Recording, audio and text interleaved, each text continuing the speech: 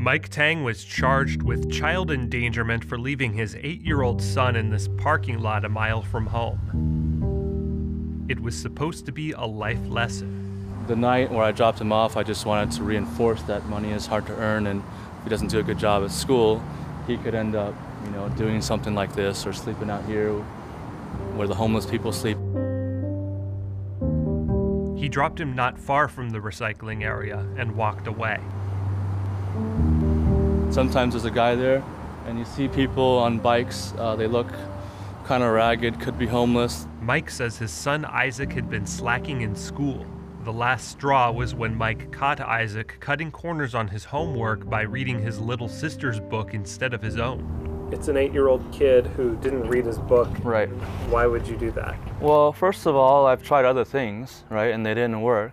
So that's my take on it, and I'm trying different things. If this doesn't work, I might try something else next time.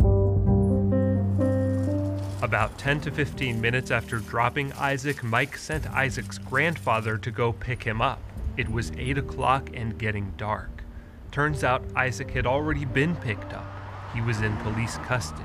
A stranger had spotted Isaac and called the cops.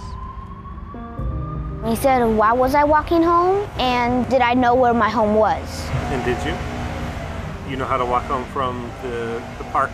Yeah, I know how to walk from my school to my house. The cops arrested Mike, and he spent the night in county jail. A jury later convicted him, and the judge sentenced him to attend parenting classes and to a 56-day work release program picking up trash. Mike is refusing to serve the sentence, and there's an outstanding warrant for his failure to comply. He scrawled a response on top of the warrant and mailed it back. Fuck you all. Walking on a public street, a sidewalk at 7:45 p.m. is not child endangerment. Is Mike right, or did he jeopardize Isaac's safety? And was it appropriate for the police to intervene? Mike Tang is one of the many American parents who decided to give their kids some independence, in this case as a disciplinary measure, who have their parenting second-guessed by the authorities and find themselves arrested. Journalist Lenore Skenazy is the founder of the Free Range Kids movement. Walking home a mile on a route that the kid already knew does not rise to the level of danger. It rises to the level of unusual, it rises to the level of perhaps controversial, but it was not literally dangerous. That's not a crime. The state of California says child endangerment occurs when someone willfully causes or permits a child to be placed in a situation where his or her person or health is endangered. Did Mike endanger Isaac?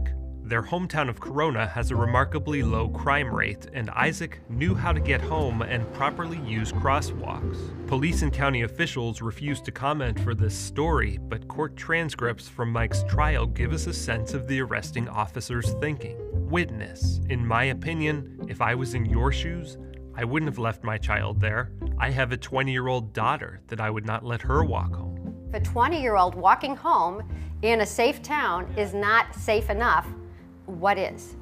When we hate the parent for what they're doing, we think they're wrong, we automatically overinflate the danger that we see the kid in. There was a study done at the University of California at Irvine asking people how much danger a kid was in when the parent let the child wait alone in the car. It turns out that the safety of the children wasn't what mattered most to the people surveyed in the study. They were actually passing moral judgment on the parents. So if a mom lets a kid wait in the car because accidentally she was hit by a truck and she was out cold, that's okay. The kid isn't in so much danger. But if she was going to meet her lover and left the kid in the car, oh my God, we think the kid is in way more danger. We are making moral judgments every time we see a kid unsupervised.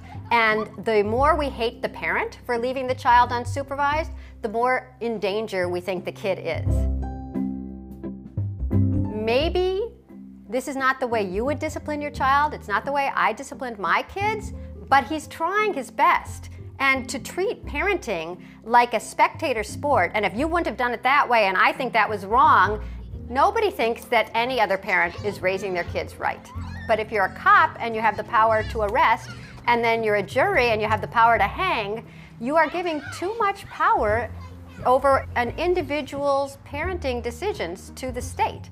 If I had to do it all over again, you know, I'd do the same thing.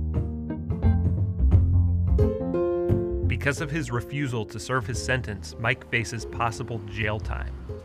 If I don't have the freedom to discipline my kid, if they don't even have the freedom to walk outside, I'm already in prison right now. So what does it matter if I go to prison or not?